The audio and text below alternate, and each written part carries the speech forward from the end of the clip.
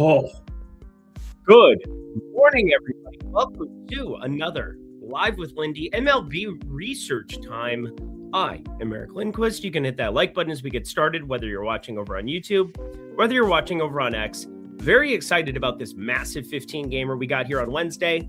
And it's our first look at the afternoon wave into the dead ass of evening. It's going to be a wild MLB day, but obviously yesterday was very, very nice in general. If you go over to Lindy, that's me here, you can follow me on Tails. Tails is a beautiful place where you can get a bunch of free stuff from a bunch of great experts, including myself. I'm trying to post free stuff every single day, but obviously VIP really ate. It was really nice stuff overall. Got some of the plays that I already fired up. We're going to fire some more up together here on this show. You can ask me about your plays. We're going to talk about how to evaluate a pitcher based on previous data, and then what I'm doing going forward for them, because there's guys like Chris Sale.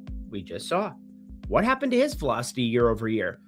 I think some interesting things. We're going to see if we can make that actionable, because again, it's one thing to research it, but we want to make it actionable for betting purposes. We do want to be researching. We want to talk through what could change, what could potentially be more predictive going forward for a specific pitcher. And I do want to look at some of those velocity numbers for everybody that we have already seen.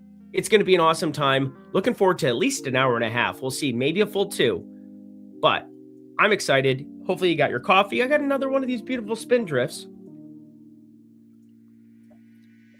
This is the weirdest, most not authentic drink of water of all time. But anyway, we got ourselves an awesome slate, and I'm going to be breaking everything down here. If you want to play along at home, set up your tabs this way. Here's how I'm going to do it.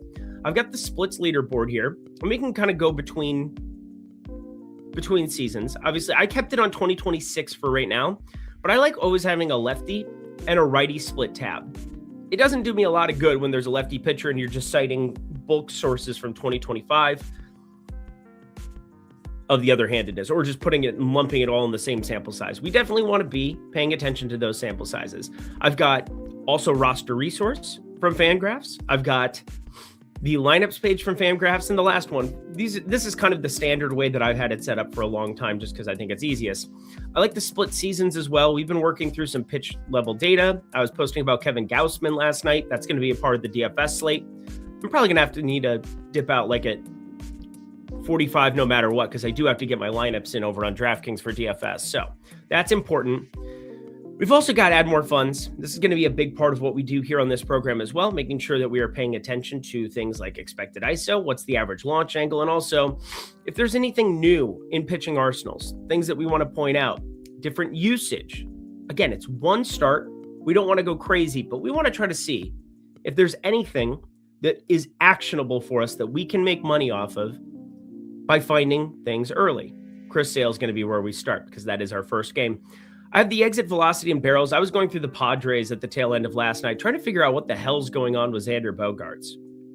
Anybody watching Xander Bogaerts right now? Or Gavin Sheets right now? How about we just spike it right in the ground, gentlemen? Great idea. Manny Machado, negative 8.5 degree launch angle. We got to get the ball in the air, gents. What are we doing?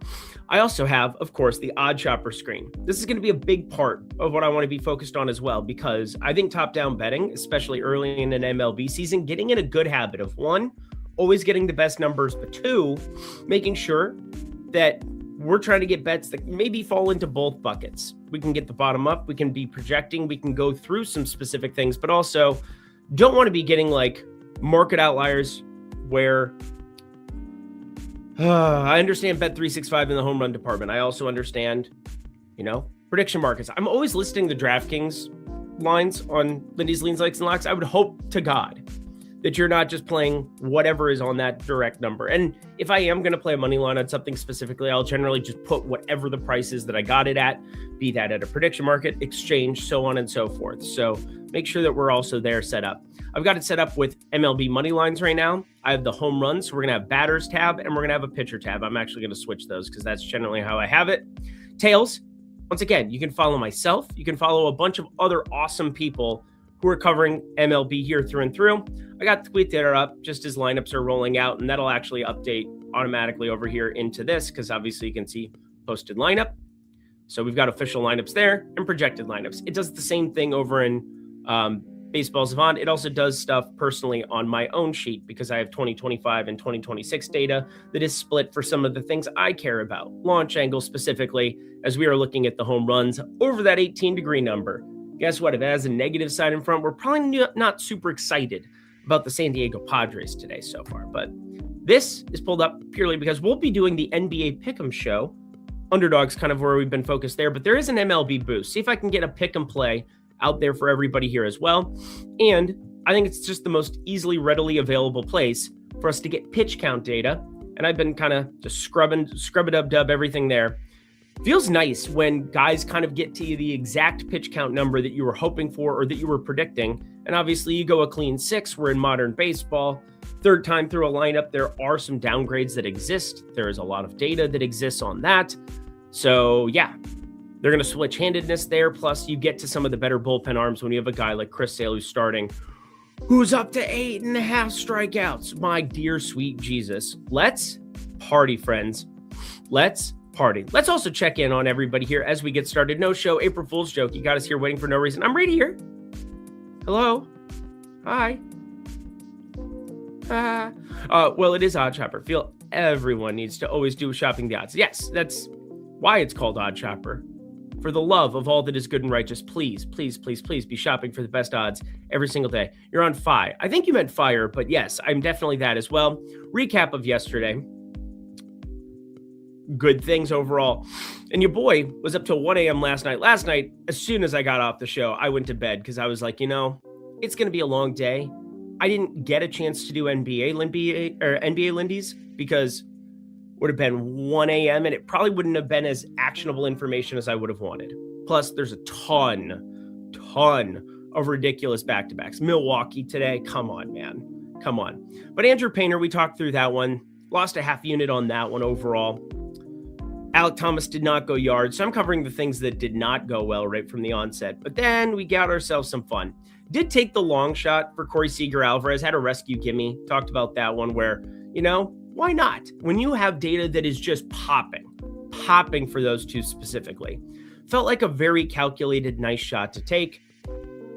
Seager got walked. Seager struck out against Eflin. Eflin died, but we got the 9th inning home run from him. And then Alvarez, put 0.1 units. Is it weird that I feel kind of gross still this morning that this didn't hit? I still feel a little bit gross. I'm not going to lie to you. I'm going to pull up one more Baseball Savant tab because I don't want to get out of the exit velocity for those ones. But I legitimately feel gross.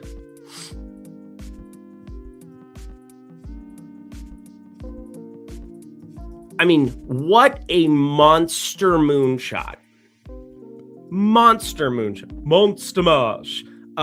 There was never any doubt on planet Earth for me that I was going to be betting Corey Seager above plus 300, then I was going to be betting Yordan Alvarez. So we did that today's Wednesday. It was Monday night. Monday night fired that up, and that came to fruition, but 26 at 30, 30 at 30, and I didn't get the double dong? Okay, that's fine. Again, you're not expecting to win that. You're going to lose that a vast majority of the time, but you can't get a better look than that. Alvarez goes yard, Yahtzee. Corey Seager went the double dong there. Goes yard, Yahtzee. Diabate double-double. Very nice. Usman Jang.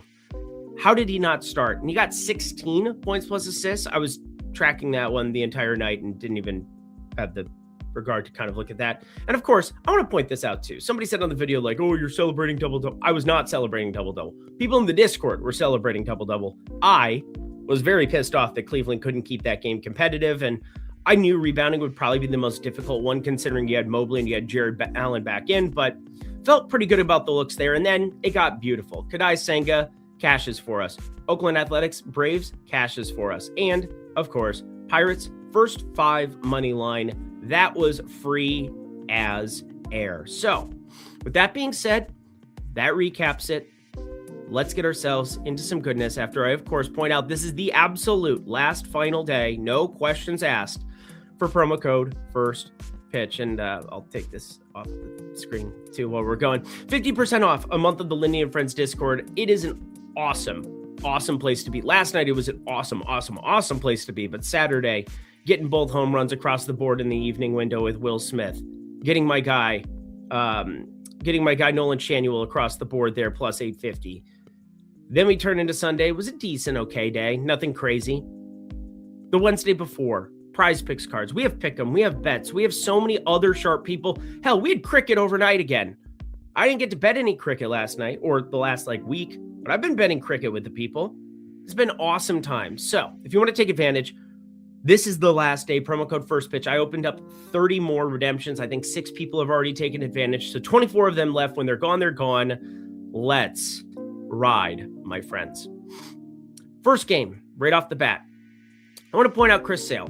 A little bit of a velocity uptick. Now, one start, and this is going to be an average of a lot larger sample size from 2025. But I was talking a little bit about his strikeout stuff from last season to this season. Is it going to translate? Because if you looked at some of his stuff in spring training, got up to 86, but there weren't a ton of strikeouts that he was firing up. But it's Chris Sale. He's a veteran.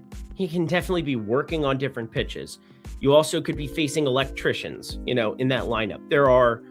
It's like 1975 basketball, where the people that are brought into AAA there, they are awesome human beings. It is really hard to make it to the major league level. Shout out all of the AAA grinders. But also he's facing a lot of AAA grinders here. You don't want to be going too overboard with one start, but looking at spring training, I wasn't sure what the strikeout stuff was necessarily going to look like. So getting a little bit more granular with it, we had ourselves an all right first outing. Nothing crazy by any means, nothing crazy. But you look at the game log specifically, and one thing you can always do in Baseball Savant is find this little spinny wheel, and you can kind of work through exactly what happened. And I do this for every single pitcher, early in the season especially. You get a little bit more in a rhythm of it, and you kind of know what you're looking for as we progress in sample size, as we keep doing these shows, as we keep doing MLB Lindy's, as we keep getting action down. We're going to have an idea of what we're looking for. There's going to be certain guys in lineups that we want to see. Certain guys, like today, Nick Kurtz, not in the lineup. You get Ibanez batting second. Going to be an interesting run out there. But you got to feel pretty good about seeing 98 that he's topping out there right from the get-go. So he's got a little bit sitting in the wings if he needs it. Insane stuff from Chris Sale right from the get-go. He's healthy. He reinvigorated his career. We thought he was toasty toast 3 years ago. Toasty toast in Boston. Tail end of Boston. Didn't think it could look this good ever again.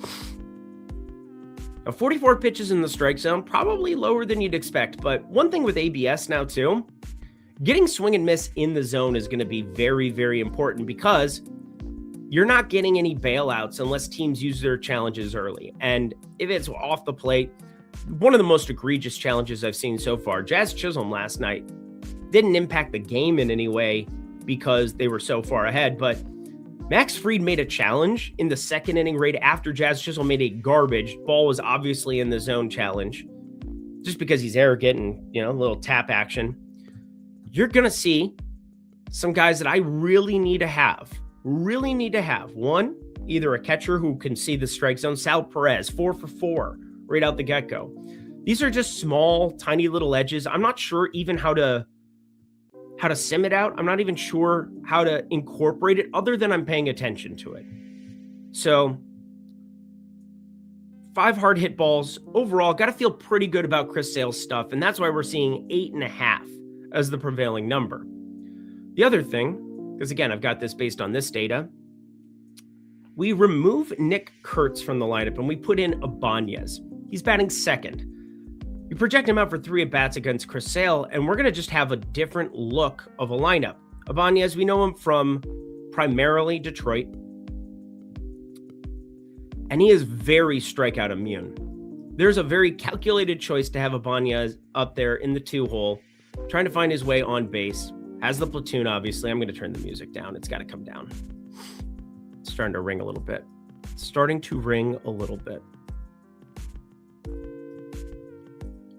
Guys, I'm too old. I'm too old for this shit. All right.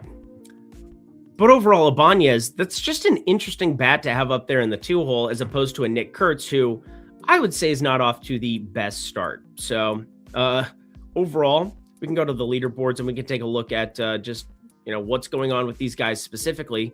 We've got a lot of other pitch tracking that we can go through for each of these guys individually, but Nick Kurtz is off to kind of a brutal start. There is no doubt about that. Teams get to make adjustments to him. There's definitely some of that we need to be paying attention to. So 9 guys that we're looking at qualified. I just want one at bat. If you've had one at bat, you count. That's a huge power bat that's not in the lineup. Obviously, it would have been left on left in a ballpark that not exactly great for lefty power. Get another, in the interest of getting all the baseball savant stuff pulled up. StatCast park factors. And the weather for today, of course. We got 76. It's a beautiful day to be at a ballpark. 12:15 start time in Atlanta. Beautiful stuff, but 7 degrees blowing across the field. 60% humidity I've got personally listed down as well. But this Ibanez thing does have me kind of interested in shorting Chris Sale in the strikeout. Again, 8.5 is a gigantic number that we're looking at.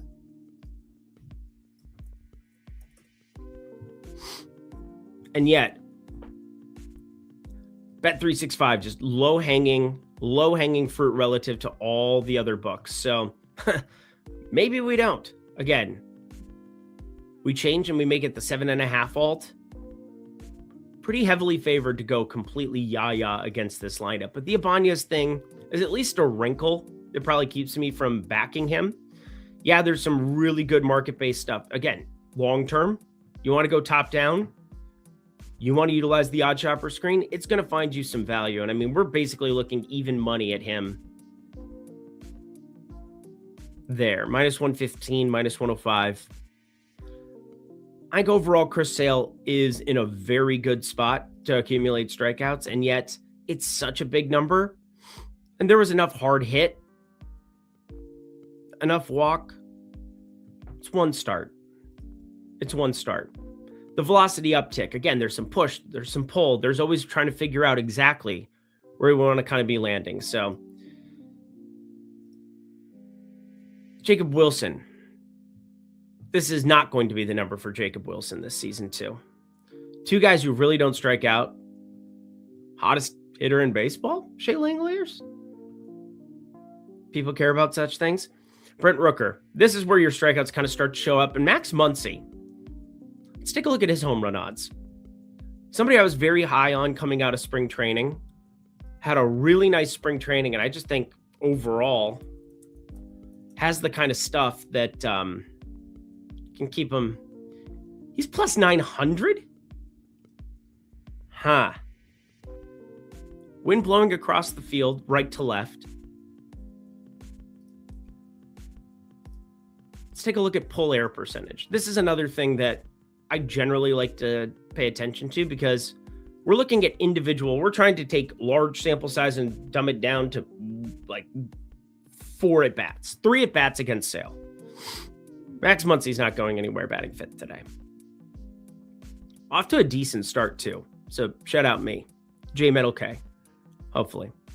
Not something that Chris Sale's giving a lot of by any means. We're starting to get into that plus 900 territory, and weather's decent enough. Weather's decent enough that I think that there's a world where that's not the dumbest thing that I've ever said out loud, that I'm kind of interested. Kind of interested in Muncy. Ibanez probably going to get pinch hit for Kurtz when they bring in righties. So we want to also check bullpen. That's where we go into the roster resource. We go to Atlanta. Oh, I know. Joey Weimer. I mean, that would be the other one, Pete. There's no question. Joey Weimer's doing some things. He's living his life because he's got to know. Not a huge fan of the bullpen. But at least they got lefties in it. Arizona doesn't have a fucking lefty in the pen. Dylan Lee, Aaron Bummer, Martin Perez, long relief. Again, Osvaldo Bido, does he have revenge in his heart? If he shows up in the game, of course. But more than likely, with Sale, you're probably going to the Kinley side of it. Flip them around a little bit. Robert Suarez, Iglesias. There's overall a lot of really, really, really nice stuff for some of these athletics guys if we see some hard hit on Chris Sale. But do we? He's one of the best pitchers in baseball. Velocity's up a tick. Doesn't walk anybody. Doesn't give a lot of free passes. It is a very tough spot. And yet, price and probability, friends. That's the name of the game. Overall, how can you not love this? How can you not love this? Second best in launch on the team. Launch angle sweet spot.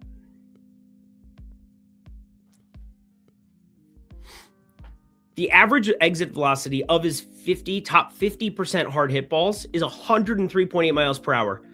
Highest on the team, way above Rooker. And we're talking about 11 batted balls for what it's worth. So I'm not going to go completely radio goo-goo, radio gaga. But should Max Muncy be plus 900 when Brent Rooker is plus 600 best available rebet? Is that real? Rebet. I might have to bet this. Shout out rebet. What the shit? Who saw that coming? I sure didn't. That's available to Pick'em people. To the Pick'em people.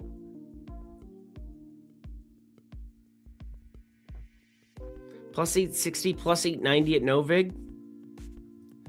Put a cap in that one. Put a cap in it. I know everybody's looking for early morning games too, so we might as well just talk about it right from the get-go. Kind of interested in Max Muncy home run. Kind of interested. Got some questions here. I mean, I know pricing might not necessarily be there, but Shea Lingers has been going absolutely insane as well. Yes. Don't get in a habit of betting things based on what just happened. Shea Lingers is out of control.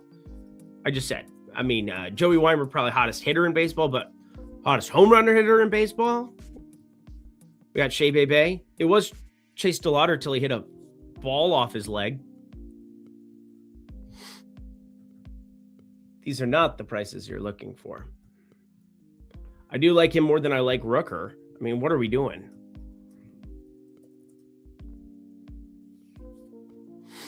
Like him a lot more than Rooker. Kind of surprised to see like MGM sitting at a low number. Generally, we're going to get some better prices there, but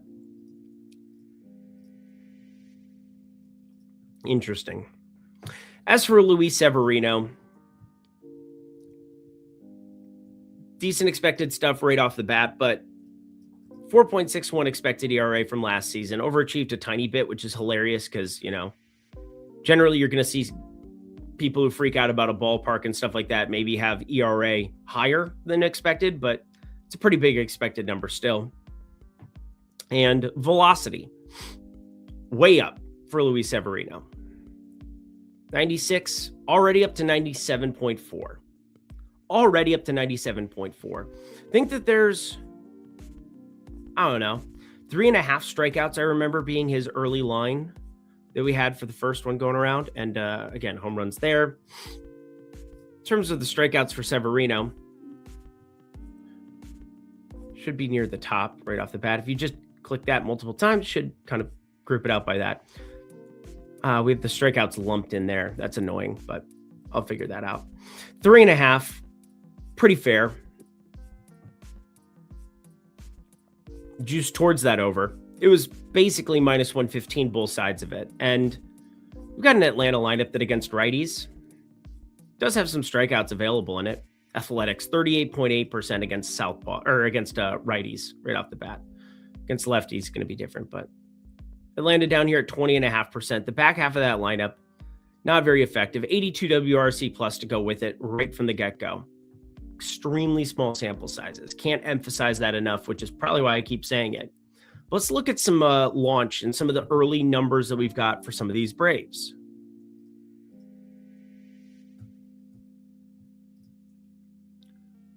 Kyle Farmer, nice pop fly. Like, that was a pop fly to a catcher or an infielder, that's for sure. Ronald Acuna. Not smashing baseballs by any means yet. Doesn't have a home run. In fact, Ozzie Albies, Drake Baldwin, who has a bunch of them already, Michael Harris, Dominic Smith. Haven't gotten a home run out of Yaz. Have not gotten a home run out of Olsen. Have not gotten a home run out of Riley. Have not gotten a home run out of Acuna. This kind of looks like last year. We've got 5 95-mile-per-hour hits already here from Acuna.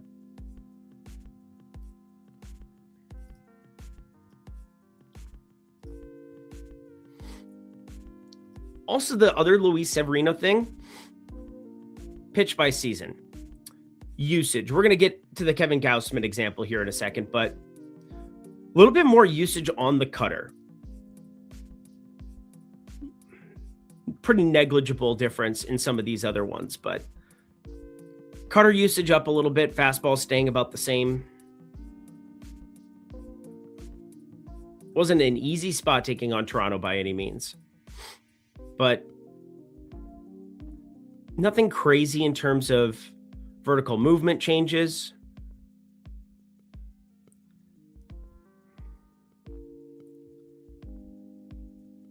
Not a sitting duck right off the bat. Velocity uptick, but giving up some of that hard hit, obviously, right from the get-go. 14 batted balls, gave up a barrel, had some harder hits against him. We have good weather. The Lord has blessed us with good weather. It's like Handmaid's Tale.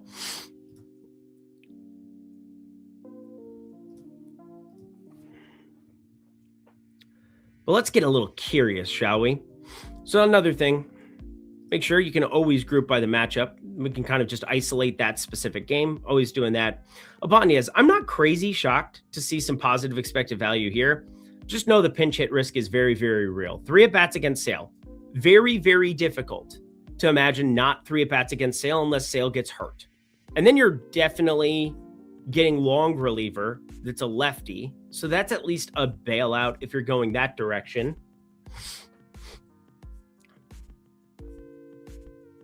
Because the Atlanta side, we just covered it. Martin Perez, probably going to be the guy who has to eat innings if he's getting injured in the second, third inning. Not that I'm going to care that much about it. It's impossible for me to not make it like 3.2, 3.3 at bats for Ibanez. You're not going 2.8. You're not going 2.6. You're definitely getting the 3 full at bats. So that's a plus if you're going that direction. But doesn't look like we have very good pricing in this market. And total bases, we'll start mixing in a little bit more. Did see my guy Matt Williams. He ended up firing up 4 total bases, hit all 4 of them on those overs. So lovely stuff from him from the get-go.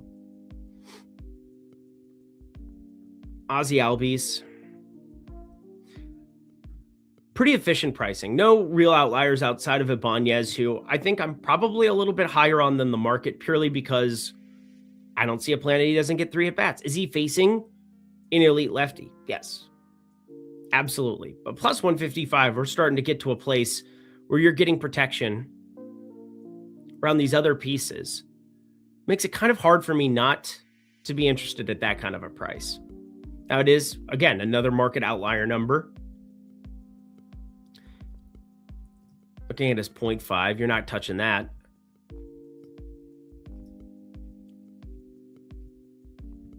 There's a world we could click on that. If you're looking for something from this first game, Ibanez plus 155 there, and market-based top-down betting didn't. I mean, I'm looking at like more of the stay away from Chris Sale, maybe skewing towards that under, but can I actually do it with Garrett Crochet? I'm not sure that I can, but that's coming up later. Ibanez there. Max Muncy, I am actually going to make a note about quick because there is something where we could potentially Max Muncy home run. All right. The old notepad app. The old notepad app. Let's continue on our merry way. Next up on our boarding walk, Texas and Baltimore. And I had said it before, and I'll say it again. Trevor Rogers is a Cy Young candidate. Injuries are a thing in baseball. You're trying to beat Derek Skubal, and that's going to be hard. But, I mean, last season, he couldn't have been better. We backed his under 1.5 earned runs. That was like autoplay last time around. Plus 120 last night. Let's take a look at where it is now. This is a Texas lineup that I don't like as much against lefties. Their WRC plus looks a little bit shorter, which shouldn't shock anybody when you take, well, it depends on what version of Jock Peterson you take into that sample size. But Corey Seager, Brandon Nimmo's all right against everybody, but man, under one or over 1.5 for Chris Sale is kind of the preferred pick'em route. Pick'em viable, I would say. Penny sitting at minus 123. You're getting minus 115. Might be more of break even, and obviously we're projecting the edge, the true odds right around minus 110. That's just comparing across multiple sports books. But when you have points of minus 136, minus 130, you have advantageous hitting weather. Even though Sale's stuff has looked really good, and obviously you love the velocity uptick. Spacious ballpark, BABIP is a thing. But patience is the better part of valor. Under 1.5 is now plus 130. We might have to smoke that right now. One thing that is difficult with some of the true odds is if you don't parse it out to the alt lines,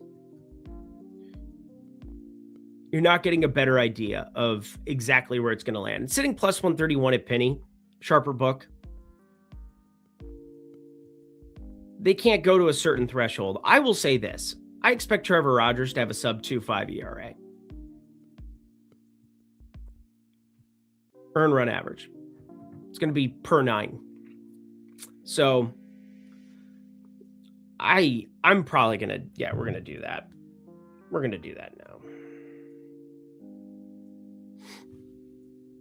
Plus 125, just fine as well. But it was plus 120 last night. I felt like being patient. I felt like taking my time.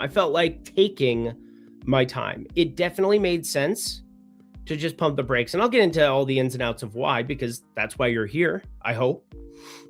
We're talking about process, the things that have made us profitable here over the years, rather than, and you can lose that bet today. Plus 130, it's not like I'm projecting him to be 50-50.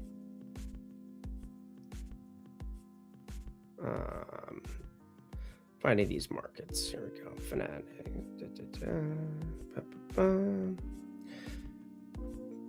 This is the worst part of the program where I just simply do things to get bets down and talk to myself. And we figure out what is going on in the world today. And we try to stay somewhat above ground. I almost put $150 on that. I don't want to do that. I want 50. There we go. All right. First one, baby. Trevor Rogers. When it bets, it updates. When it updates, it bets. When we do all the things. And if you're able to get a better number at an exchange or prediction market, please do so. Trevor Rogers, under 1.5 total earned runs, plus 130 here. This guy had an unbelievable second half of the season. Unflippin' And if we just look at some of the splits for this specific slate, see how I've got 2026 and everything there. Let's split it even further. I want to go to the second half of last season. Second half of 2025, because I'm not an idiot. I understand how this works. Okay. Let's just go to the standard numbers for what we're looking at here.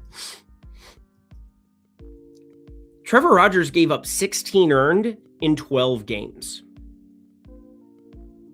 Guys, 16 earned in 12 games is insane. 9 quality starts to go along with that. 1.94 ERA. I'm serious. I think he is undervalued. He was undervalued coming into this season, plus 6,000 on FanDuel. Haven't looked at what the price is now. It feels uncomfortable to bet against Skubal. But voter fatigue? Maybe. How do you go beyond where Skubal's been lately? So my thing is Trevor Rogers has a superpower. It is run suppression. That is what he does. It is a phenomenal ballpark. If we go to park factors, and I want to trim it down to 2 because they did change the fences 3 years ago, so I don't want that to be in the sample size. How would you know that if you're watching at home? I guess you would just know ball. I think that would be the best way to describe it. I don't have a tried and true method for that. But I'm a curious little fellow. And obviously, you move those fences in. It has made it very difficult in Baltimore for righty power.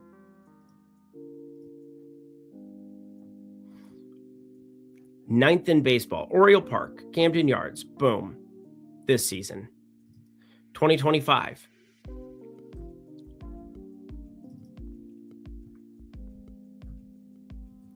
Dead middle there. 101, again, pretty neutral there. Minus 101 as far as park factors go. Interesting stuff overall. It is much better to be a lefty in Camden than it is to be a righty. And that from a pitcher perspective. From a hitter perspective, the inverse. So I was a little surprised. Little surprised to see Pete Alonso end up there. Oriole Park at Camden Yards. Boom. Boom. It's nice to be Gunnar Henderson this year. Well, it wasn't nice last year. Hopefully he can figure it out. He's on the board. He's on the board here. Trevor Rogers, Cy Young, we're sprinkling plus 2,500. Probably a little short now. It was plus 6,000 before that first start. And people are going to realize very quickly how good he is. Because we're going to have the entire year. When he came back, it went berserk that second half of the season. First half of the season, if you want to look at the splits for that too, just to give context to what I'm looking at. And I like how Ezekiel Duran is showing there because I'm not... Nothing like position players showing up in the earned run department here. 6 earned in 6 starts there too. I mean, 153, it's not like he was bad. He just got injured. And he came back with the fury of 1,000 suns. Frickin' Trevor Rogers, man. He gave up 22 earned runs in 18 starts. And we're getting plus 130 against Texas. Why is it so important that it's Texas? Well, right now, 97 WRC plus. The lefties that they would have faced would have been Christopher Sanchez, and Jesus Luzardo. They did tee up on Luzardo a little bit for what it's worth, but just keeping context of who the starters are, who's in this sample size. So maybe Texas can move above it because obviously Sanchez, very difficult. Luzardo, difficult, gave up obviously more fly balls, got a little babbipped, but yeah, there's no surprise that that's the strikeout rate and that's the walk rate with those quality of lefties. Jose Alvarado probably had an inning in this sample as well. Only 84 batters faced. You're bringing in Alvarado to face guys like Seager, guys like Jock, and then getting a weaker righty coming in to pinch hit. So these are the things I'm thinking about. These are the things I'm trying to evaluate, but you give me plus 130 on Trevor Rogers, and I'm probably just going to take that in the earned runs department. Already 1+ money ticket against my Minnesota Twins, who are going to be poverty against lefties. It's also really good hitting weather, but is it really good hitting weather compared to what Trevor Rogers dealt with last season? Summer, 90 degrees wind blowing out. That'd be one thing. It is 84 with the wind blowing out, and that's going to lead us over to the Nathan Eovaldi conversation. Because there are some home runs that I think are potentially available to us here. Basallo doing some launch. We like that. We like that. You like that. You like that. We probably aren't going that direction. Again, it is very small sample sizes. If you're getting sick of me saying that now, well, buckle up. Next 2 weeks, 3 weeks, there's still small sample sizes. Nothing is going to change between then and now as far as sample sizes go. So keep that in mind. I designed this rhyme to explain in due time all I know.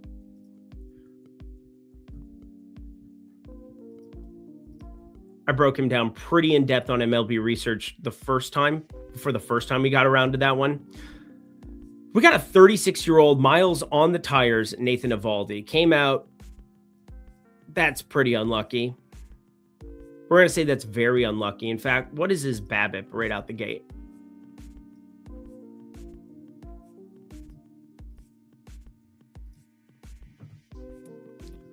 I want to see that BABIP. Show me that BABIP, baby.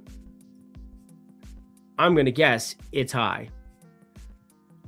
I'm correct. Nathan Eovaldi, 462 BABIP. What is BABIP? Well, it's batting average on balls in play. So it doesn't calculate anything that's a strikeout, a walk, anything. Just taking it into account when a ball gets put into play.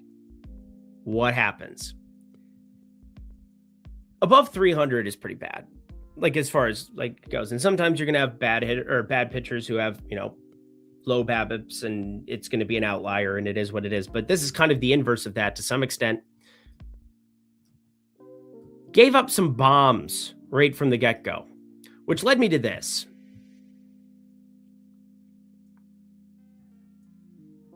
Velocity's up a tick, but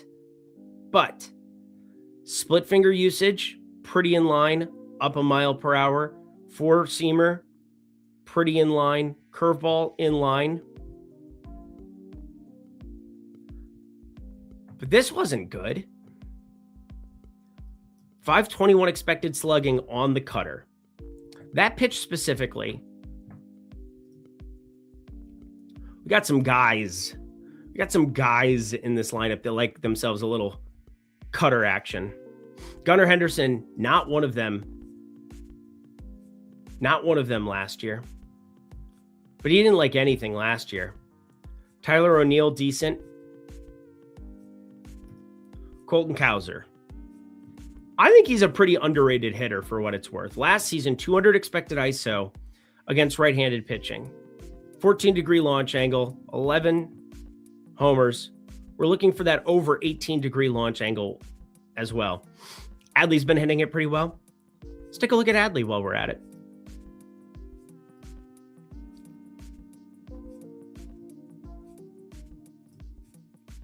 Let's get curious, shall we? Let's get curious.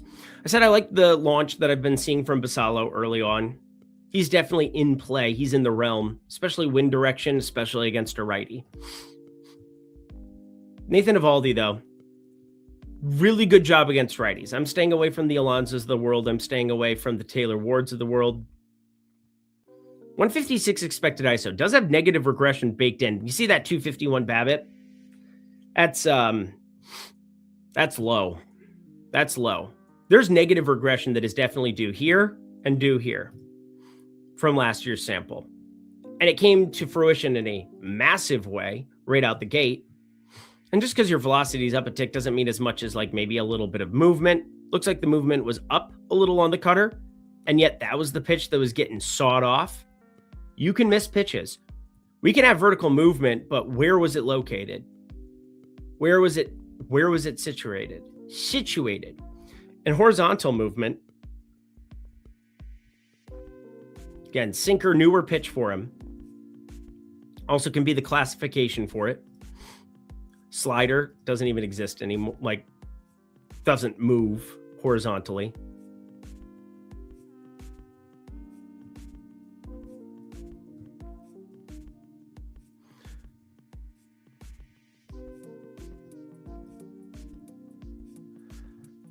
Interesting.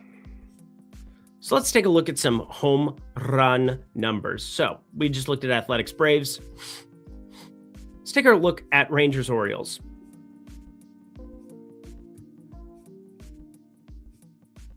Cowser minus 145 on 0.5 there. Nathan Eovaldi does eat innings. His pitch count right from the get-go, 80. Big spike up. Got a little tune-up. He got worked up to 81. Then he got a little tune-up here. We had the 5 earned, and obviously there are lefties in the Phillies lineup. I don't know if you've heard of them. Kyle Schwarber, Bryce Harper, anyone? Anyone? Bueller? These are the things that exist in the world today. I hate the world today. Total bases on Cowser. Hits well, but not the launch angle you want. No, definitely not the launch angle that I'm looking for, but I do expect this to be changing. Like, there's guys like Fernando Tatis who I almost never have on the card because I think the times that they're going to launch it are so difficult to predict, and you're never getting a good price on him. You're never getting a good price. If I can predictably get somebody with the ball in the air and I get more cracks at it and I get more advantageous pricing, I'm going to do that. One thing with Colton Cowser you always have to keep in mind, what is the bullpen situation? I know this gets boring. I know this gets somewhat boring. Or maybe it doesn't because it's early in the season and we all love looking at this shit. But Texas Penn has some interesting stuff. They've got a closer that's a lefty. Tyler Alexander. And then long relievers from the left side. If you get completely tuned up, Nathan Eovaldi, there's a chance we only get 2 at-bats from Cowser. I think that's the more difficult thing for me. We have that lineup, don't we? No, we don't. I expect Cowser to be down here 7th, so most of the time, Nathan Eovaldi, innings eater. Only 80 pitches, partially 5 earned, some really bad BABIP luck. But let's look at, so Gunnar didn't hit the cutter very well. Again, didn't hit anything particularly well last season. Basallo, you love to see the launch. Got to start barreling it up. I had him on the card one time this year. 0 for 1. Definitely a hitter that the world is high on, as they should be. You can see some underdog outliers. Sam Haggerty. Big outlier. I don't think I'm a Sam Haggerty guy, but it's a pretty big number. Kobe Mayo is kind of interesting. I know I said I probably was looking at lefties as opposed to righties because he's given up no righty power, but we're starting to get to some prices where guys who aren't going to get pinch hit for either. Kobe Mayo, Josh Young, the GOAT, Corey Seager, the GOAT. Gunner's so close. Like Gunner's playable. But now we're starting to have a little bit of fun. Samuel Basallo, and let's see where Cowser is. That's pretty short. It's definitely going to have to be Samuel Basallo for me, if anything. Would like that lineup.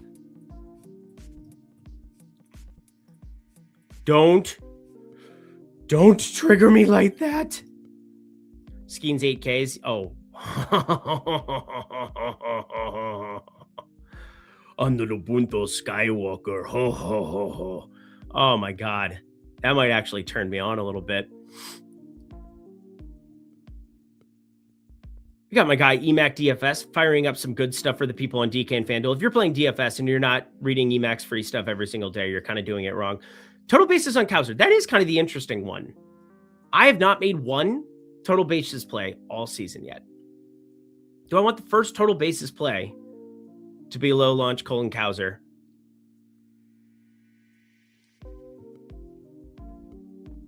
There's a part of me that wants to.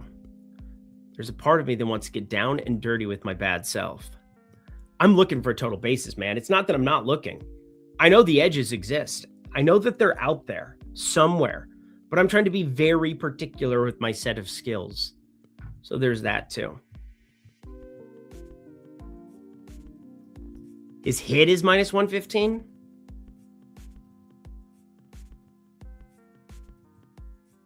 Play that. I'm going to make it a placeholder and keep it in my queue. Play Colton Cowser hit on Prize Picks. Finding stuff for the pick'em people. Now, Let's see if hits is available. So sometimes it'll be just hits. It won't be total bases at underdog. So there's that. Just want to see, because underdog would be minus 115. It would be better. Kowser, how are we doing this fine day? Yep. All right. Fuck. Doing this live. Well, why don't I just do it here? I have this right here, Eric. What are you doing? Boy, is that nice. Boy, is that nice. Boy, is that nice. Boy, is that nice. We like it. We love it. We don't want any more of it. We just want exactly how much we get. But minus 115, your best available price. Bet 365, damn good, fine. I think it's all right as an individual play. I'm going to quarter it. And then I'll get it on Pick'em here as well.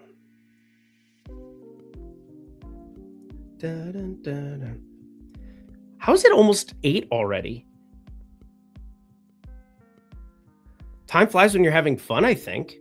We got almost 200 people here hanging out, watching baseball research, getting some extra bets for today. This is nice because we got Rogers on one side. We're getting Mayo on the other side here. Y'all just nuked it to places unknown, did you not? Or not Kobe Mayo, sorry, Colton Kowser.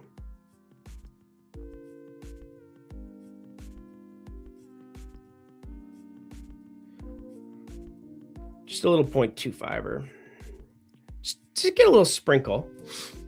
Make sure that we're getting bets and make sure that we're doing the right things in our lives. And then let's get a little Colton Kowser pairing going. We'll find some Kowser pairings. You could pair it with that Haggerty home run. That'd be funny.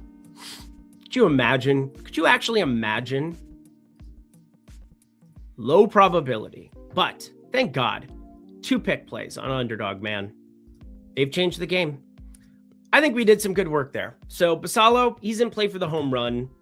Kowser, probably not going to go that direction for that, but definitely like his hit. Definitely like his hit. And then the last thing to keep in mind, of course, Trevor Rogers. Make sure you get yourself invested in such things. So we're updating this as we go. Yesterday, wasn't it so nice to just get a freebie? Wasn't it so nice to get a freebie in Bubba Chandler? Bubba Gump Shrimp. I love you. You look like Paul Skenes. You just look like Paul Skenes. Is your girlfriend is hot? Probably not. But anyway, Paul Skenes. Guys, O'Neal Cruz needs to repent for his sins. Need to repent for his sins. Oh, where's your NBA vid? Didn't do one last night. Ended up in the baseball streets so long. Also, with 4 games in the evening window, then played in the afternoon or like early afternoon for Wednesday, that being today. There was no time on a 9-gamer with tons of pieces of news. So we are doing something today. You might have noticed this if you're watching this on YouTube, but doing the live with Lindy NBA Pick'em, and that's going to be just all-encompassing NBA Lindy's. We're going to walk through all 9 games. We're going to find bets. We're going to find Pick'em. We're going to find everything that we can do in the NBA streets at 2 p.m. Eastern, 11 a.m. Pacific. I woke up extra early for you here this morning to do some extra MLB research because these games start early, and as such, well, sorry, I had a cough. As such, just wanted to focus in on MLB. It's brand new. It's just back out here for us. And NBA, a little bit more of a known quantity at this point, but also I say that knowing full well I have no clue what's going to happen with Milwaukee today. Absolutely no clue. Did about 30 minutes of NBA research last night, and I closed the laptop and went to bed. Couldn't do it. Just absolutely couldn't do it. Well, I recorded and then I went to bed, and now I'm here, but why let semantics get in the way of semantics? Let's go to Pittsburgh, Cincy. This game, pulling up my weather sheet. A little bit of precipitation in the forecast, but it looks like it's going to be all right to me. Looks like it's going to be all right. 77 degrees, wind blowing out, pretty hard to write. This is going to be the Nick Gonzalez show, I think.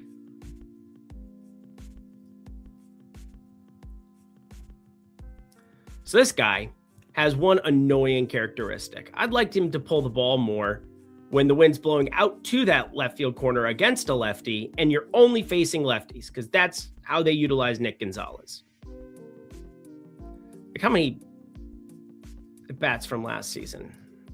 Yeah, I want the pit side. Andrew Abbott against righties. Holy shit. What an annoying spot.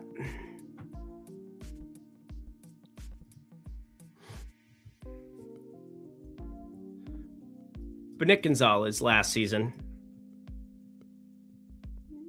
does a pretty good job. 345 xWOBA. It's a really nice number. Platoon guy, pretty much, but, you know, that's kind of what you expect here. Major league hitter Brian Reynolds, if it weren't for that, we would be living very, very sweetly off of the Brian Reynolds nectar tree. Ozuna, what a weird season for Marcell Ozuna. Couldn't have happened to a worse person, if we're being honest. But 11.5-degree launch angle. There's something there, but probably not. Probably not. Anybody want to go Brandon Lau left on left? Where did he end up in the order? We got the Orioles lineup too. We got the Orioles lineup. So let's take a look at that.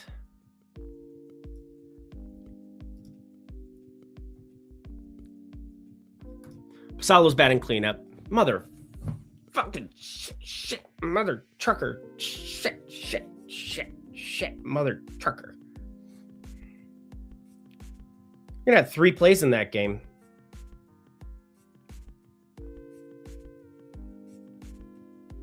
And he's catching. No Rushman. What do we got here? What do we got? Plus 550 at Hard Rock. Got that.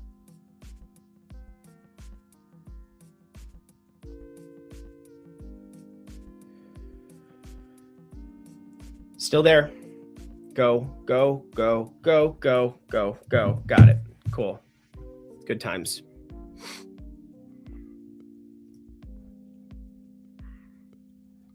Good times. Nothing like 3 plays from that game. What's your best Nerfy bet? I have not done Nerfies or Yerfies in my life. I don't find any edge to them. The biggest question, Lindy, did Duke get an earlier walk this morning since you were up doing this show earlier? My wife is going to.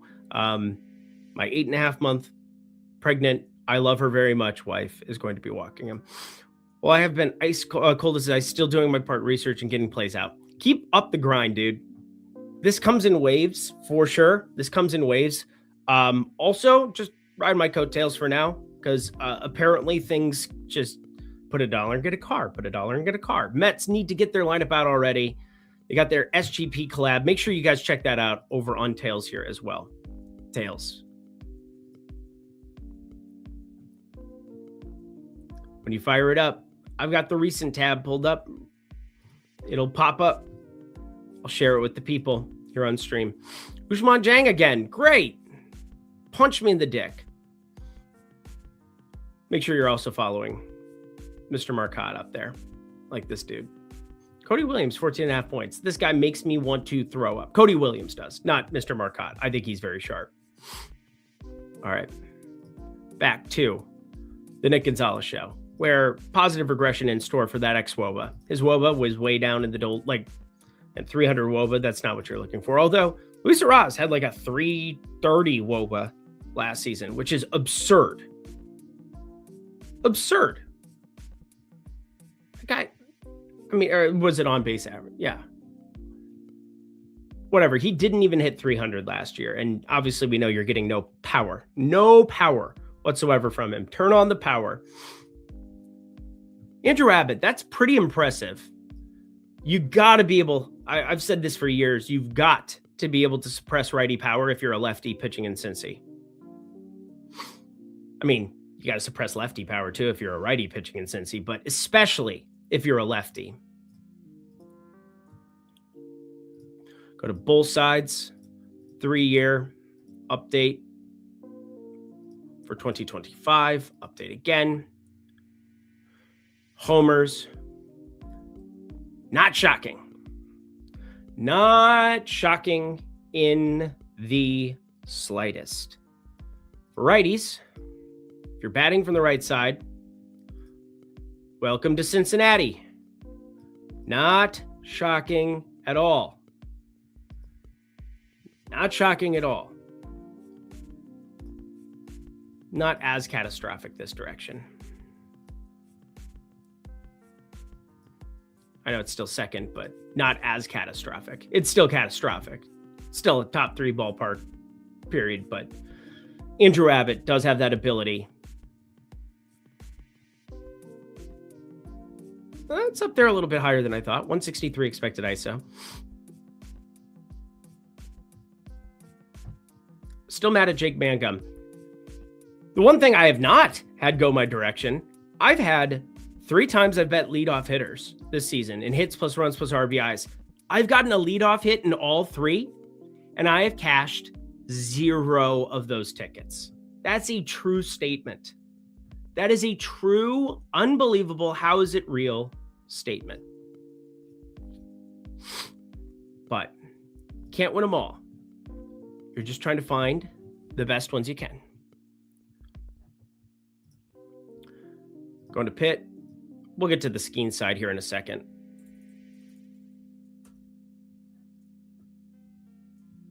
Sal, steal it. Steal it. Positive EV. Right there. Right there. The score.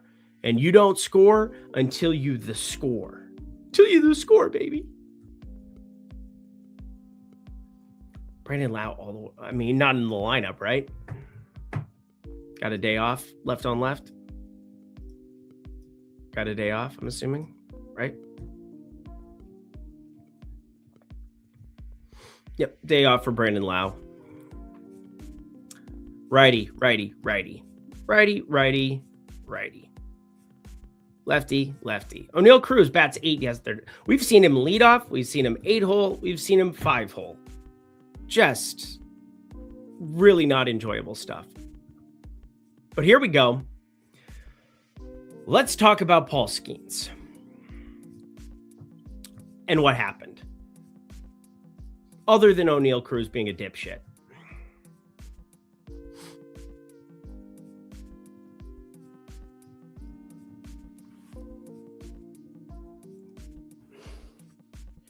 Small sample sizes are a bitch, aren't they? Can make you look silly. Can make you look silly. The guy barely had any pitches. Can't even do anything there, but it was intact. Changeup was up. Fastball slightly. Same exact thing. Nothing to really parse out through that. Going to the game log. This is wild. Through 37 pitches.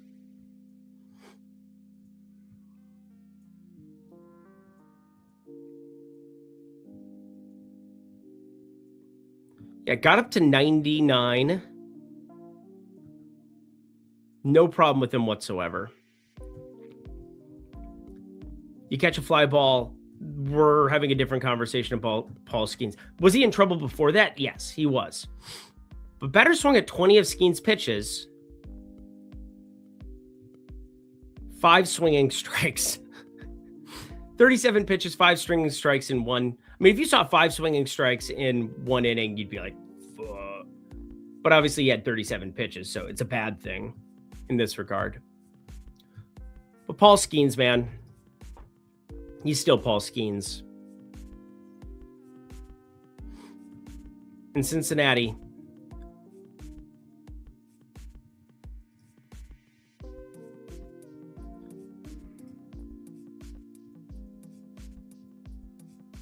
versus righties out the get-go, 110 batting. What's going on with TJ Friedl? You guys seen this? Dude has a 40% K rate here to start off the season. No hard hit. And this is his career numbers. I don't know what's going on, but it probably doesn't help to be in a slump strike out the most you've ever struck out in your life, and then be like, oh, sweet, Paul Skenes is on the mound. This is great. I can't wait to play baseball today.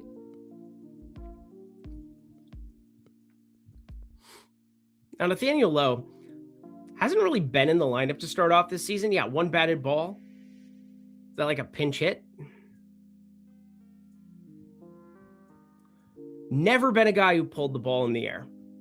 Never been that guy. When he was with Texas, I probably bet this guy 0 times. I took some unders, I'm sure. Especially market-based unders, I'm sure. But not exactly. Not exactly. I mean, last year we saw the cliff a little bit. The cliff was approaching. The bike couldn't get off the bike path. And yeah, there was a crash somewhere along the line. So yeah, we have basically no at-bats for him. But the thing to point out here is just kind of figuring out where this is going to be, because this is not good. That's really bad. These are fine, but batting 5th, we're going to get 3 at-bats more than likely for him against Paul Skenes, barring O'Neill Cruz dropping baseballs. Got Nate Lowe. Yeah, Paul Skenes is going on. There's no question. Let me do something in the background quick. Do, do, do, do, do, do, do. Okay. So that's cool. What's up with Friedel? I put money on him 204 games. Yeah, there you go. You're the mush. You're the mush. I was watching Lindy during my walk and it started raining, but that won't be enough to get me to stop watching this W stream. I appreciate you, T. Deckler. Also, went into, you are the Seager person. Not the Corey Seager home run person, but Seager, the stat person. I really enjoyed that. There's some interesting stuff in process that I'm going to start to integrate and figure out, but yeah, baseball perspectives, good stuff overall. Thank you for sending that my way. Just something that went overlooked by me. To be fair to O'Neill Cruz last night, Reynolds has no business going for that ball that caused Cruz to miss it. Yeah. I've seen 8-year-old kids play better center field too. I bet you were one of them. I bet I was one of them. Just absolutely insane. The score is the dumbest sportsbook name. It is beyond absurd. That's why I was making fun of it. But anyway, strikeouts. So we can look at the outs as well if we want to. And again, Odd Shopper, there is a link down there, Lindy OS, if you guys are interested in checking that out here. 30% off is an awesome deal. Plus, I'm using this every single day. You got to be using this every single day. Not a lot goes overlooked when you've got this as your odds provider, when you've got this as your go-to. It is good times. Probably not the ballpark Paul Skenes wants to be in after getting shelled. Oh, what did I miss? Oh, I've got matchups still listed or what? Do I have to take a matchup out somewhere?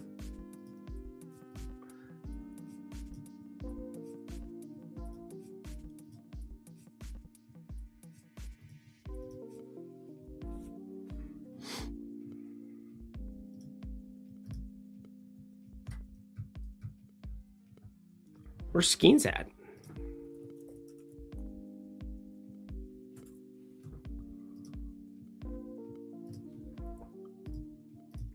Where's Skenes? There we are. Hello. Hello. Hello. How are you? And I'm so sorry. I cannot sleep. I cannot dream tonight. I need somebody and always. This sick, strange darkness comes creeping on, so haunting every time. And as I stared, I counted the webs from all the spiders, catching things and eating their insides. Joel Embiid out. Fuck me. See, this is why we didn't do NBA last night. Just pointing out, 9-gamer, April.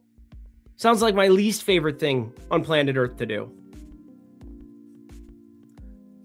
The voice inside my head. Do not, for the love of God, play him on better or pick six or hear anything that I'm saying as though I think, quote unquote, he's going to go over this, he's going to go over that. Just get yourself plus 130, get yourself plus 126 at Novig, get yourself plus 121 at ProfitX. For the love of all that is good and righteous. For the love of all that is good and righteous. I'll also let you know, this is what they call an ARB opportunity.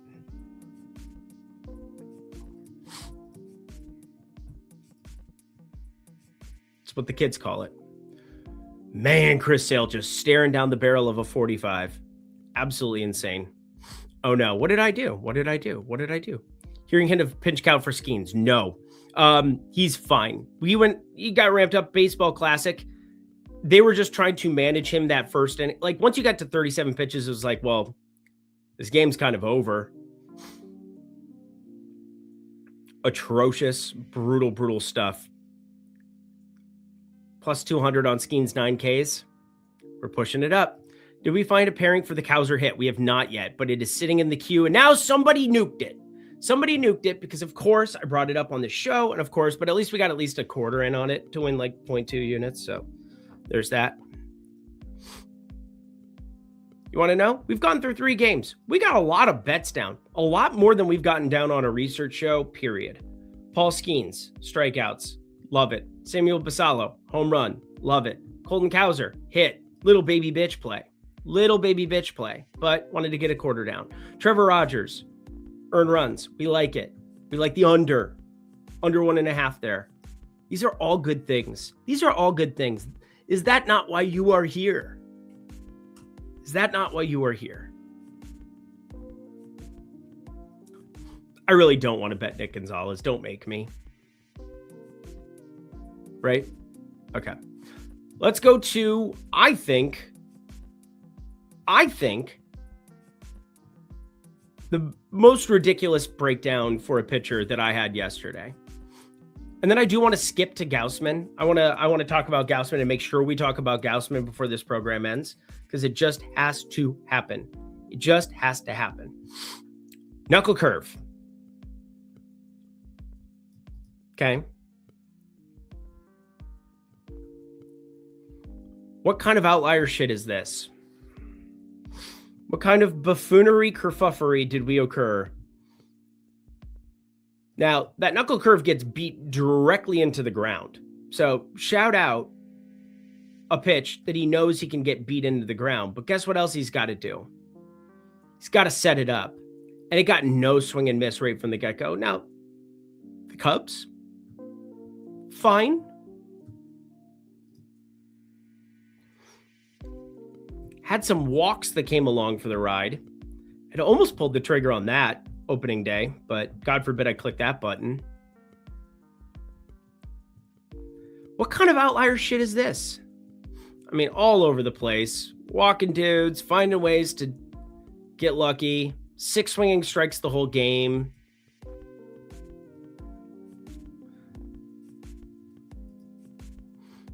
It should, for all intents and purposes, should be T-ball for the Phillies today. 80 degrees, wind out to right like it typically is, ever so slightly. And Schwarber, Harper, Stott, Marsh. Justin Crawford, I took a long look at last night. Don't think I talked about him. Assuming he's batting 9th. Yeah.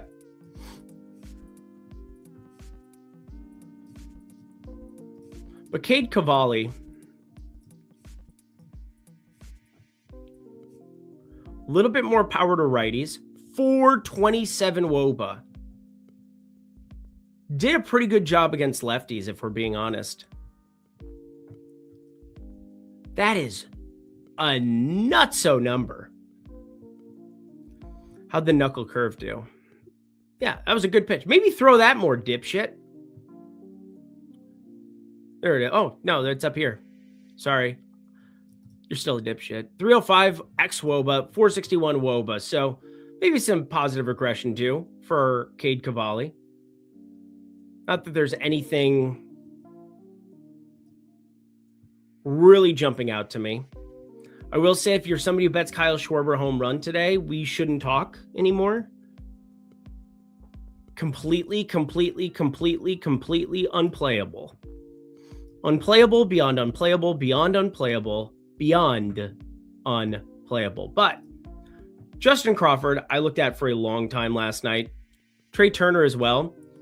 The Trey Turner year last year, still not sure what to make of everything here.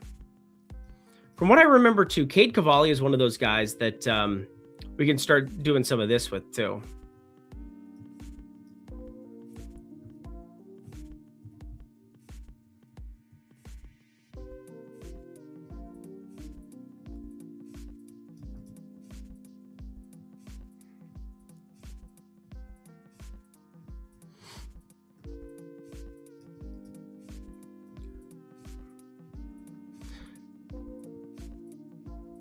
Christopher Sanchez, I love you so much, dude. I love you so much. You cashed us under 1.5 earned runs opening day too. I like these under 1.5 earned runs. They've treated us very nicely. 1.5 obviously makes people feel uncomfortable. I don't care. Is it something positive EV or is it not? Let's look at the pitcher walks for Cade Cavalli too, because I know that was a thing for me that I should have pulled the trigger on and didn't last time around. Best pick and play that I can remember in a while was Cade Cavalli last time walk, and I didn't play it. I think I'm going to have to play it today. So thanks to everybody for ruining Colton Cowser for me. That was very nice of you. Thanks. No, thank you. Thank you for doing what you do.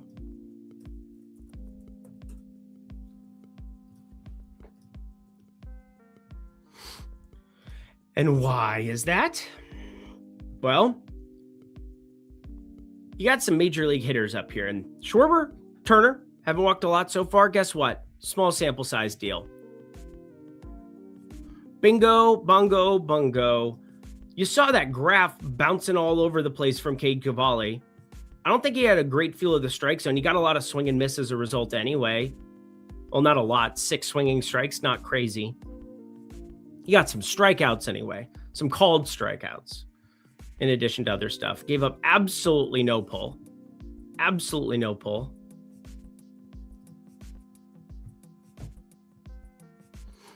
And I care about such things against lefties for sure. And Cade Cavalli.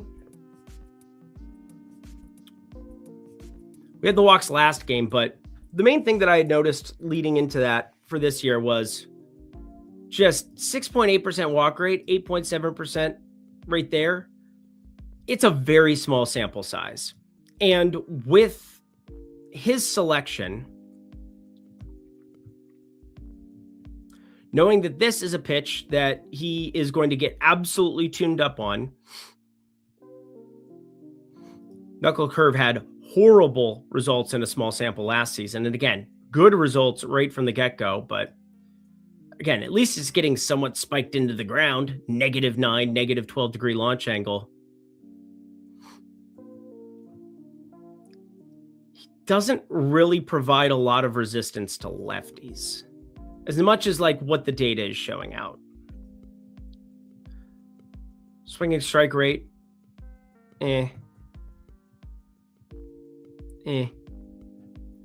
More of an investment in this specific lineup and how you got to tiptoe around it.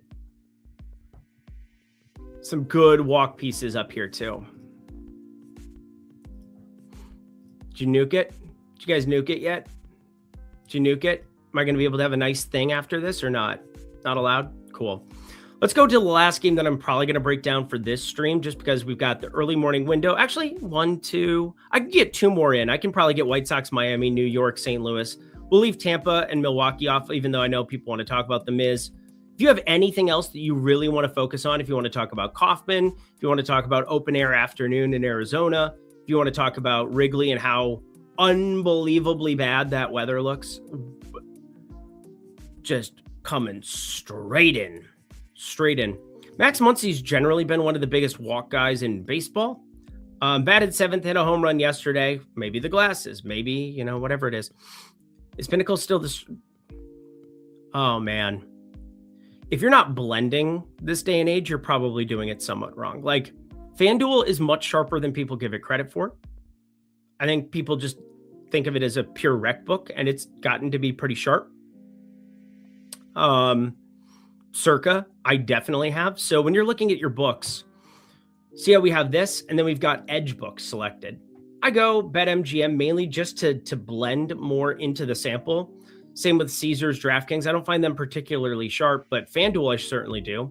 Kalshi, I like integrating it. Onyx, they're generally mirroring exactly what DK or FanDuel is doing in specific markets, but I think it's fine to just click on and, have that blend as well.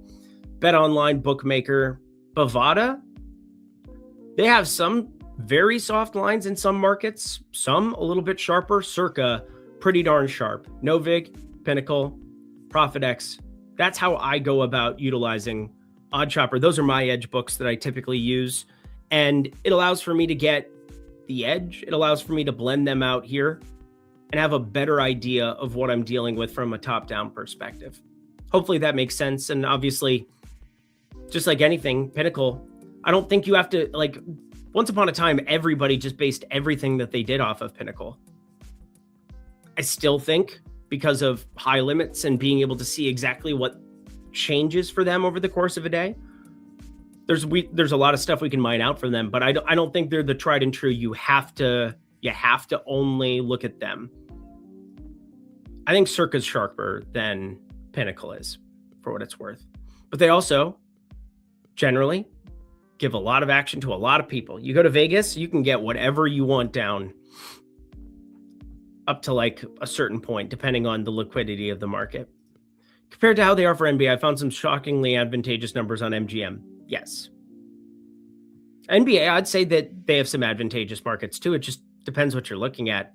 Maybe you're not integrating enough unders on Portfolio EV or something. If you all use stochastic and use a lot of entries, what lineups do you choose from the most? Like cash percentage, top 10, and win percentage?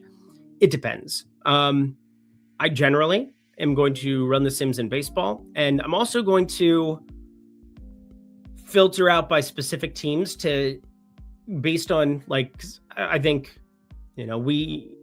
we're going to see more consolidated chalk early in an MLB season, and then it starts to spread out a little bit, but maybe that's just me based on what I saw with Milwaukee last week against the White Sox, and making an inference on a small sample size. But you say tiptoeing around it, do you mean intentional walks? No, he's trying to tiptoe around the lineup. A lot of power, a lot of issues, a lot of lefties there. But yeah, Max Muncy, one of the more interesting ones. Noah Cameron. All right, we could talk about Noah Cameron as well, but let's talk about Kevin Gausman.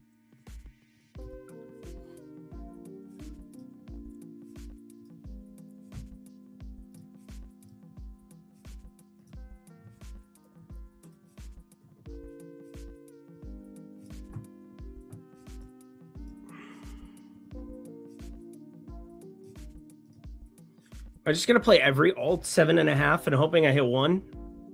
Maybe I am. And maybe I am. Okay. Maybe I am. Or maybe I am.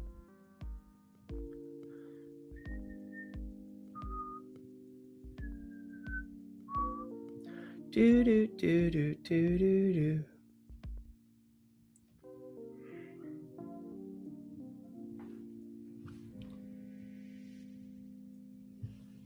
Oh, yes, I definitely am. Welcome on in. I've seen you come into these streets here, but are you doing another live with Lindy? Yes, I'm doing it at 2 p.m. Eastern, 11 a.m. Pacific. We're going to do NBA Lindy's. We're going to be doing live with Lindy for that. So that'll be good times. Didn't get to watch much today. Can you run down the plays before the end of the stream? I absolutely will at the end of the stream. Absolutely, I will. But let's get money in first. He is going to dismantle. Let me double check and make sure that I have the right lineup in my sheet. Johnston leading off. Fascinating.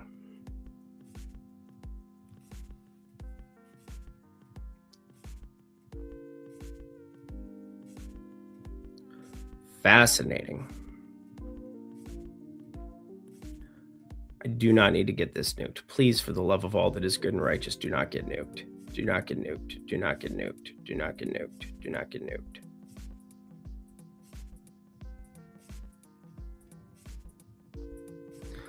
So between Skenes and Gausman, if we don't get 8Ks from one of them, I will eat my hat. I will eat it on stream. No, I won't. That's a lie. I'm absolutely not going to do that. But Splitter usage. Kevin Gausman's splitter has routinely been one of the best pitches in baseball. And we're going to hop over here quick to Kevin Gausman, who had a 0.000 BABIP. That seems good. Seems pretty useful. But let's look at his pitches, because I don't think enough can be said about how good this knuckle curve is. Not knuckle curve. We were just talking about the knuckle curve for, however long. But this splitter, man.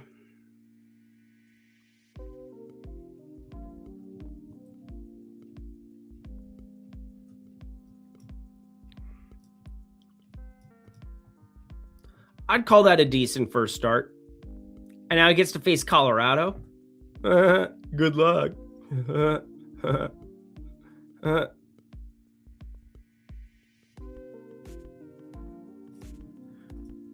More than a lot of YouTube captors seem to take projected numbers, look for market value on those, and target matchups for those. Best approach, in my opinion. Also, he teaches us along the way. That's me. Well, I appreciate you. Tovar has to be on the card today. Does he? I love Tovar. He's one of two Colorado bats I think are actually humans that are functional at their job. We don't even have McCarthy in the lineup today. It's wild. Probably a good thing if we're being honest. Probably a good thing if we're looking for strikeouts. Probably going to be a good thing. No, I'll say this. Definitely a good thing. Castro hitting higher up in the order. Tovar. I'm not going to have Tovar on the card today. There's no chance. There's no chance we're going to find any value with Tovar, is there? Maybe on the under? I'm backing Gausman already, so it's kind of like a double dip. Not that they can't both hit, but let's look at his hits plus runs plus RBIs. And again, Tovar, human being I like in the world. Odds, hate them in the world. Definitely would be leaning towards the under. 1.5 hits plus runs plus RBIs. This is just a disturbing spot. Kevin Gausman stuff plus. And his usage.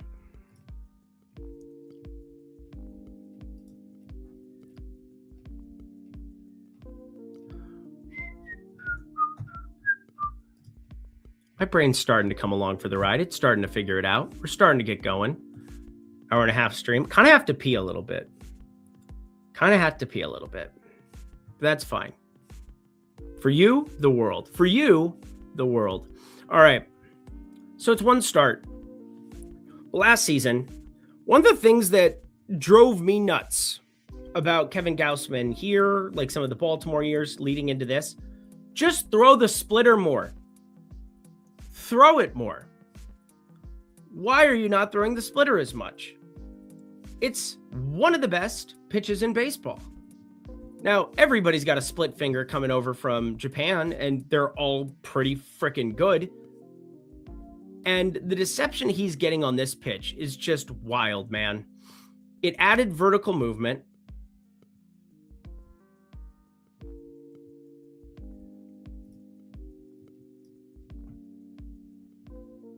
Stayed pretty much the same here.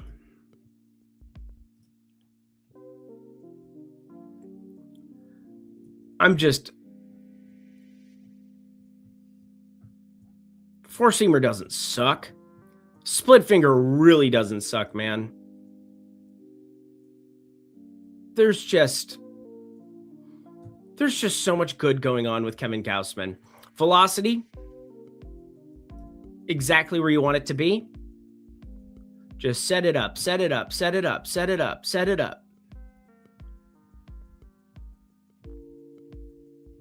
Spin up. A split finger isn't going to spin much in general. That's why it goes, it does that shit.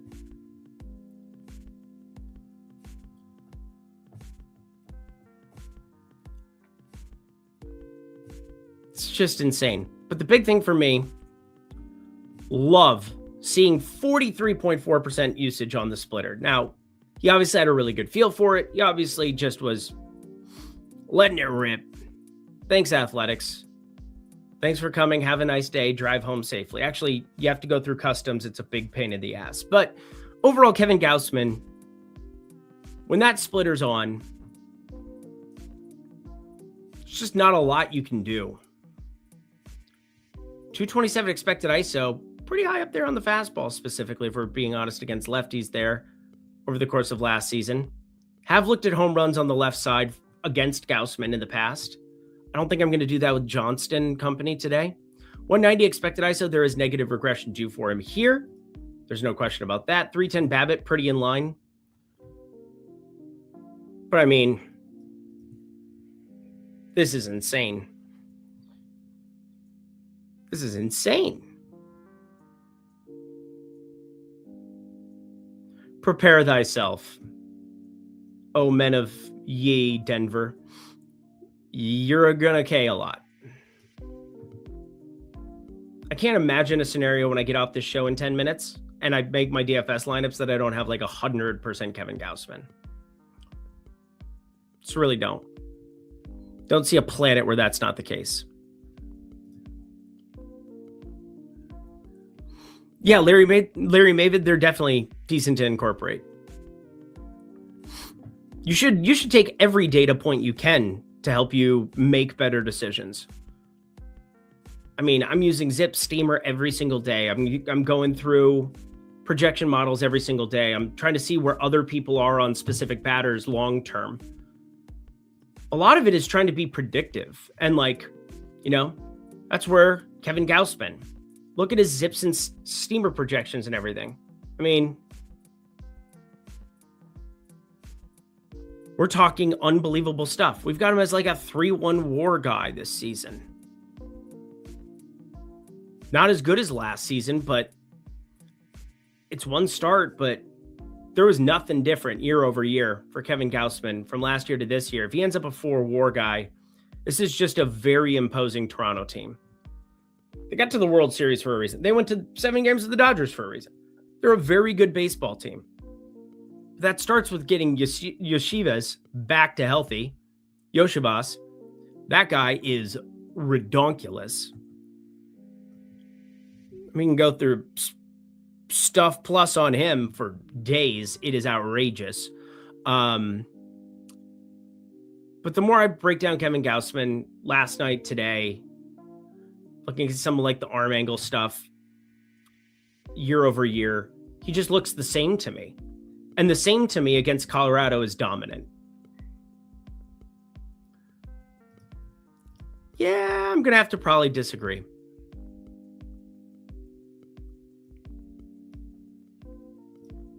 Pete, don't do it. I'll take the under. I'll take the under 1.5 hits plus runs plus RBIs for him. Also, you're comparing. So this is the other thing that not all curveballs are created equal. Not all fastballs are created equal. Not all splitters are created equal. I'm going to value Kevin Gausman's splitter against just about anybody else's besides Ohtani, besides who else just has Yamamoto. We're talking the elite of the elite of the elite. So there is definitely that. Like when you play hard to get, Lindy, I'm not playing hard to get. You can have me. You can have me right now. Noah Cameron, I was asked, and that will be our last dealio for today. We got Kevin Gausman down. We got 2 overs, which makes me feel like a little bit of a donkey dick that I'm, taking overs on stud pitchers at plus money. But the chances of us not hitting one of Skenes or Gausman feel very slim to me. And I have a slim waistline, that's what it is. No. But we got Gausman and Skenes. We fired both of those up. Plus money on each. Let's get to 8 on one of them. 2 of them would be preferable. Samuel Basallo. We got the home run down on him. We got Colton Cowser over 0.5 total hits. We got Trevor Rogers under 1.5 total earned runs. This is the kind of good stuff you can get working through the process, putting in the time, having a great odds screen like we've got over at Odd Chopper, making sure we're getting the best lines, making sure we're shopping books, making sure that we're doing all those rudimentary things that we don't think about all the time.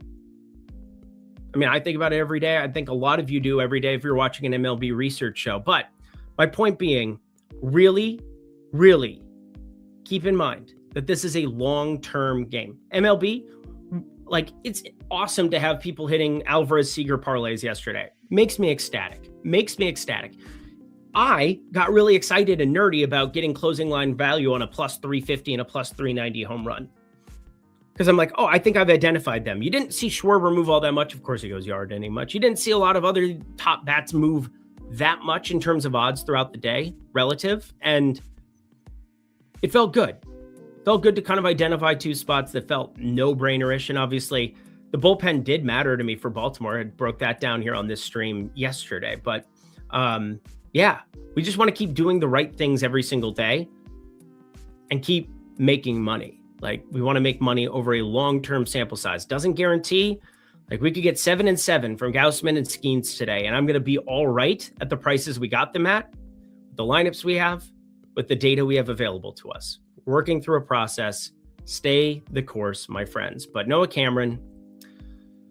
Oh, Noah Cameron. I'm not going to say a checkered history with him because I think overall I've been higher on him than most. And the first thing that should stand out to you is the curveball. The curveball is good. 247 expected slugging against, 180 expected batting average against, 29.7% whiff percentage. Can set up this changeup pretty nicely as well, but there's a couple of other concerning things too. One of them not being the matchup. My Twins, man, they're brutal, but is more of a reverse splits guy. 231 expected ISO against lefties last season, 177. Was much better against righties. That has to be emphasized because it's all about the off-speed stuff, the changeup, how it performs, how it moves against one-handedness compared to the other. Notice how the changeup, only 23 that he's throwing. Generally a changeup. There's some guys who throw it to both sides, but you're generally throwing a changeup to opposite-handed.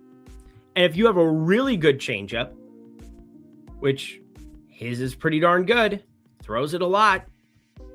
Notice just 23 pitches there. That pitch specifically does a lot of the heavy lifting for him. That's why when you go back over here, oh, of course I X out of it like a absolute donkey dick. You look at some of the run values and what do they mean? What does it mean to prevent runs? What does it mean to be a good major league pitcher here? Well, it means he is doing elite stuff with that breaking pitch, with that arsenal. So he's more reverse splits.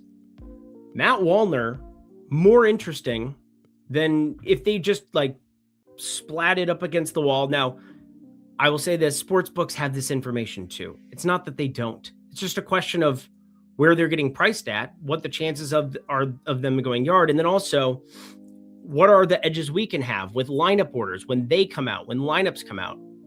There's an over 1.5 hits plus runs plus RBIs for Matt Wallner. He batted 5th against a lefty 2 days ago. It's just so weird that they didn't play on Tuesday. It's kind of irks me in a weird way that I shouldn't care that much. But I'm like, what are we doing? What are we doing? But other pitchers for Kansas City, we had Daniel Lynch come in relief in that spot. We have Noah Cameron from the left side. A lot of lefties. Overall, Cole Reagan's obviously somebody who's sitting there as well. But we had the Chris Bubich start. You had Matt Wallner go yard off of him. And Chris Bubich, just to give you a context,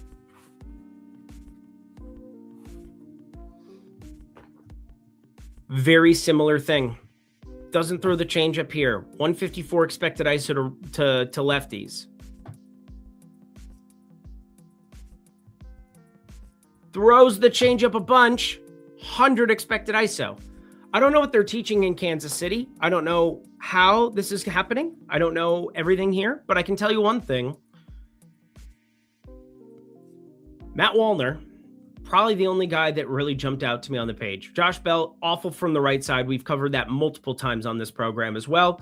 Paying attention to switch hitter splits. And then does Cody Clemens end up in the lineup? If you avoid the changeup, pretty darn good fastball hitter. I wouldn't mind seeing Cody Clemens in a lineup today, although it seems as though we're just going to go Keishel batting third and just live our lives out that way and continue to suck. So it is what it is. Even though Keishel Good hitter. I wish he had more power. Is kind of what it is there. Just a belabored Twins fan is what it is. But I think, yeah, looking at the Wallner one, I'll double check his home run here too as we head out. So then I'm going to leave.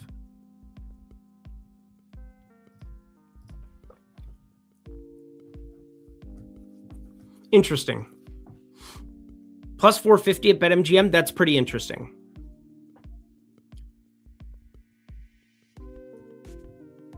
I might get down with my bad self with some Matt Wallner. Doesn't matter that it's Bubic. He's left-handed as well, so there's that.